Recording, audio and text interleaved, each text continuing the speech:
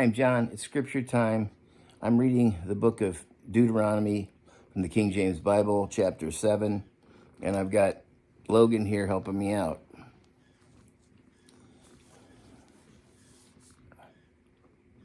When the Lord thy God shall bring thee unto the land whither thou goest to possess it, and hath cast out many nations before thee, the Hittites and the Girgashites, and the Amorites and the Canaanites and the Perizzites and the Hivites and the Jebusites, 7 nations greater and mightier than thou.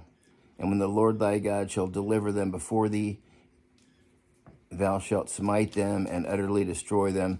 Thou shalt make no covenant with them. My dog is doing that, sorry.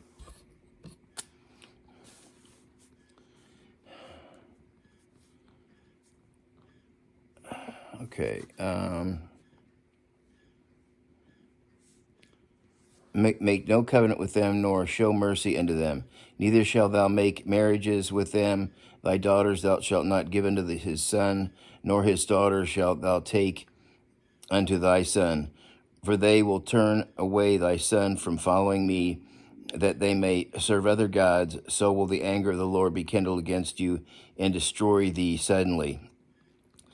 But thus shall ye deal with them. Ye shall destroy their altars, break down their images, cut down their groves, burn their graven images with fire. For thou art a holy people unto the Lord thy God, and the Lord thy God hath chosen thee to be a special people unto himself above all people that are upon the face of the earth. So that's one of the reasons why some groups were completely wiped out. Men, women, children, animals, everything. Scorched earth was because God is holy. He wanted and the people were so corrupted and evil that he didn't want any trace of them whatsoever that might in some way influence the Israelites, because they were to be holy and pure. And so that's the case here. The Lord did not set his love above you, nor choose you because ye were more in number than any people, for ye were the fewest of all people. But because the Lord loved you, and because he would keep the oath which he had sworn unto your fathers, hath the Lord brought you out with a mighty hand, and redeemed you out of the house of bondmen, from the hand of Pharaoh king of Egypt.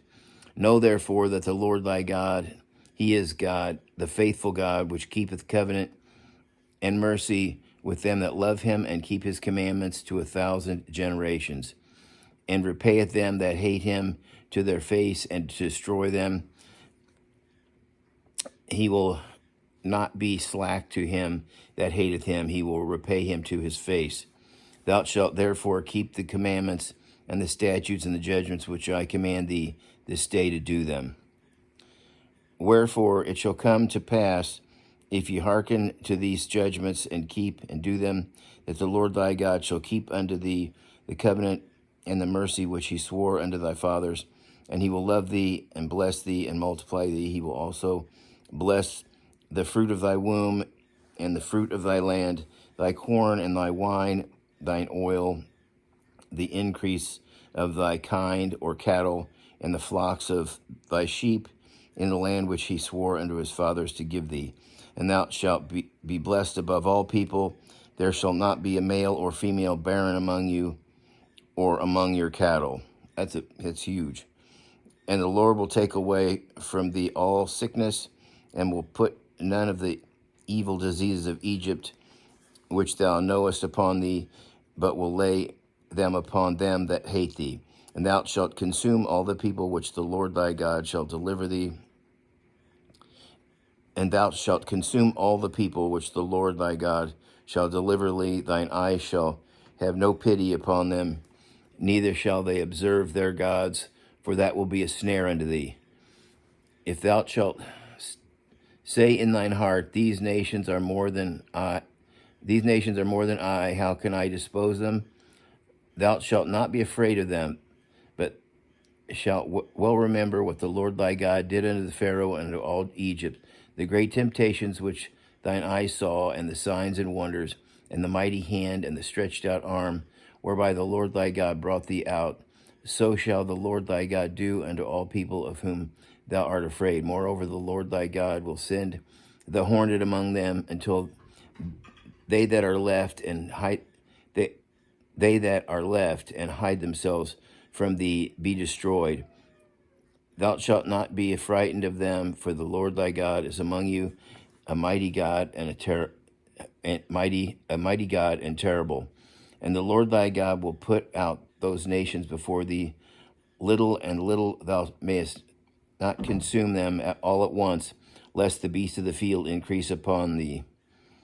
So they're just going to be, the Lord's going to be destroying them just a little bit right ahead of when they move in.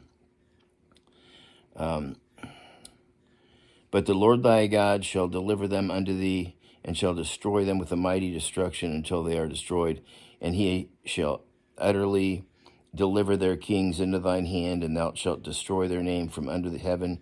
There shall no man be able to stand before thee until thou have destroyed them. The graven images of their gods shall be burnt with fire. Thou shalt not desire the silver or gold that is on them, nor take it unto thee, lest thou be snared therein. For it is an abomination to the Lord thy God. Neither shalt thou bring in an abomination unto thy house, lest it be a cursed thing like it. But thou shalt utterly detest it, thou shalt utterly destroy it and abhor it, for it is a cursed thing. That's the end of chapter 7. Until next time, God bless.